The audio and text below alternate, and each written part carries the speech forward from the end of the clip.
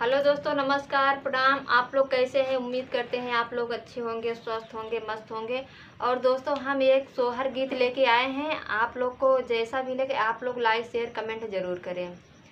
रामा जी चले मधुबन के सीताला दे रज करई सीताला दे रज करई हो। रामा हमहु चलब मधुबन के अयोध्या नहीं रहबई, अयोध्या नहीं रहबई हो।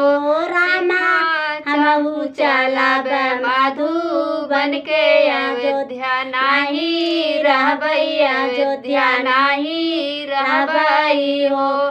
सीता कहाँ पैबू सासु कौशल्या ससुर राजा दशरथ, ससुर राजा दशरथ हो।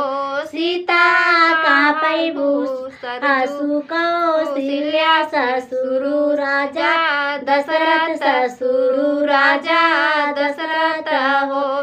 सीता कहाँ पैबू सरजुना हावन वशिष्ठा मुनि के दर्शन, वशिष्ठा मुनि के दर्शन हो।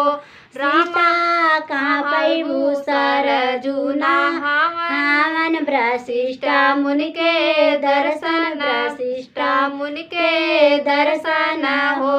रामा हमहु चलब मधुबन के अयोध्या नहीं रहबई, अयोध्या नहीं रहबई हो।